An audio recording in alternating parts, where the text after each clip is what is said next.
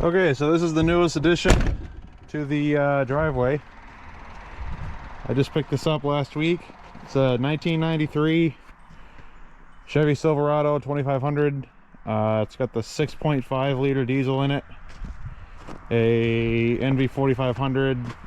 It's the older one, the low gear, the granny low, and the overdrive. So it's kind of like a 3-speed, I guess. I bought this as a project. See, it's got the 6.5 diesel in it. It runs good. The odometer says 268. Myself and the previous owner aren't sure if this motor is original to the truck. It runs good, like I said. There's no blow-by. Yeah, 4-wheel drive. It's got the blue. It's a Silverado trim, so it's got all. It's fully loaded. Extended cab, blue interior, blue carpet. The interior is in almost immaculate shape.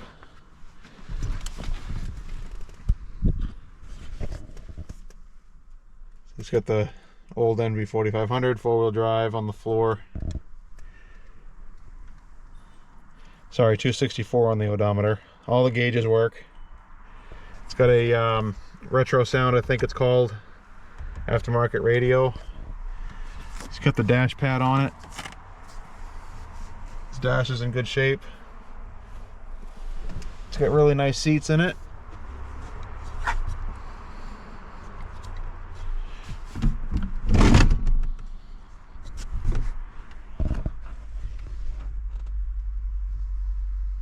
That's a second row seat that flips down, and these windows pop open, which is nice. 8-foot bed. It's got an 8-foot bed, kind of hard to see with the snow in it, but it's bed lined. It's got a bed liner in it. This came from Tennessee. It's a really clean truck. That's why I bought it. It's the guy I bought it from brought it up here about 8 years ago, he tells me. So ever since then, he's always kept it oil fluid filmed, because up here in the Northeast we're inundated with salt all winter long every year. So it's got a really clean bed.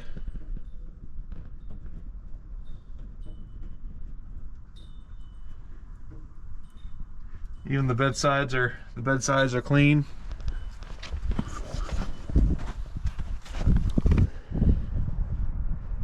This is the only spot that I could find so far. I gotta sand that down and paint that before it gets any worse, but I mean, it's about as clean as a 93 can get, especially up here. It does need front fenders. I'll show you that in a minute. I can't really see what the camera's looking at, but just kind of give you an idea.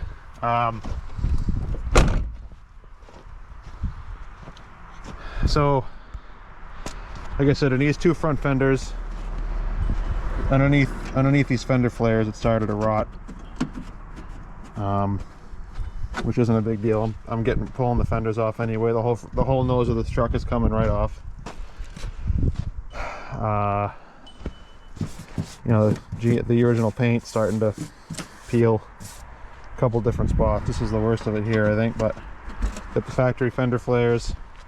This fender's rotted down here, as you can see, but it stops right there. I'm gonna pull, like I said, I'll pull this fender off. That'll take care of that. It's gonna get painted, so I'll just find one on Marketplace, a replacement. But it's about as solid as it gets.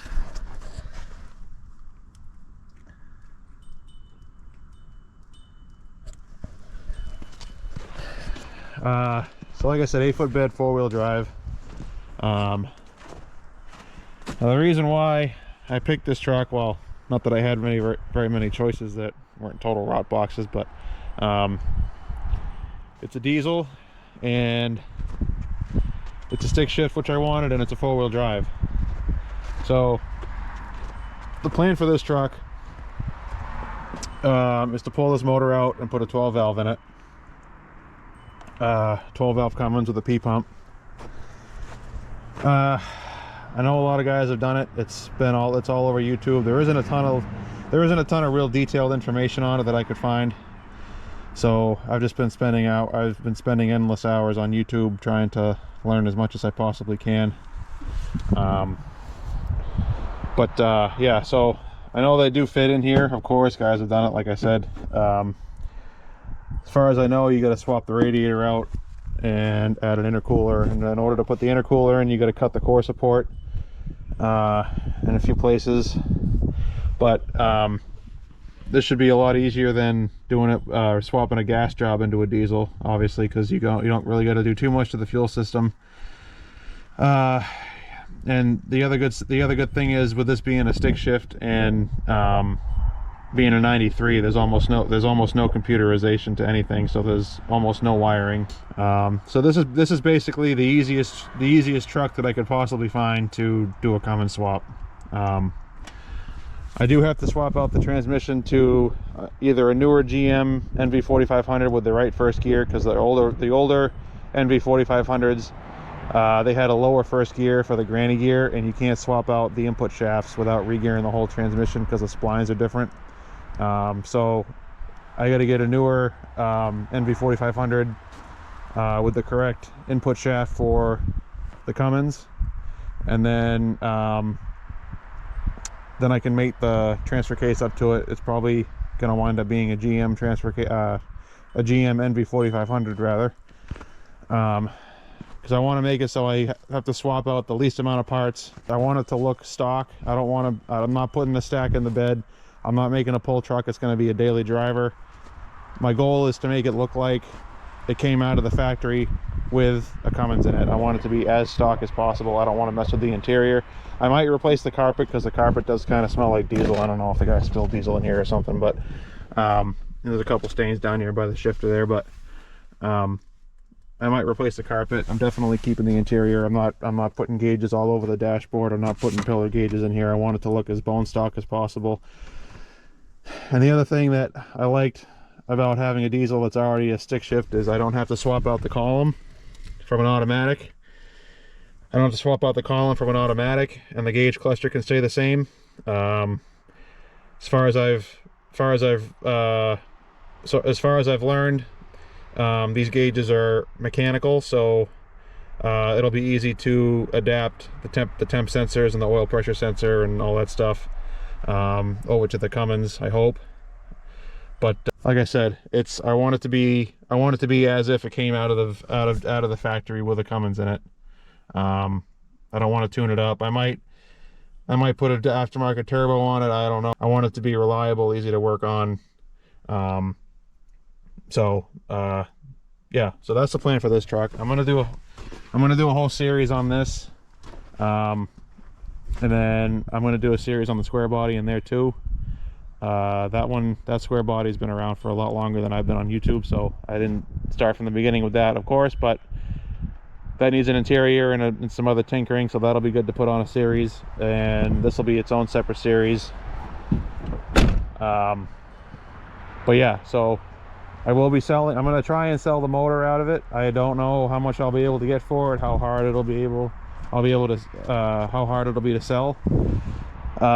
Some guys like them, I guess. From what I've read, they're kind of like a boat anchor. But I'm gonna pull it out, take what parts I need off it, alternator and whatever parts I can take off of here and adapt onto the Cummins.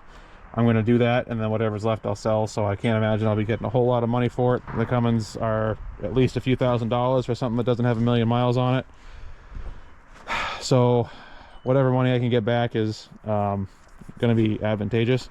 So like I said, this will be a whole series, and yeah, I'm going to start ripping into this here pretty quick. In the next week or two, I think I'm going to start taking the front end apart. This was something I wanted to show you guys for a while now. I've had it here for about a week, and it's been snowing and ice cold, so I haven't had the motivation to come out here and film it. But I appreciate you guys watching, and I can't wait to get looking forward to getting cracking on tearing this thing down. So we'll see you on the next one.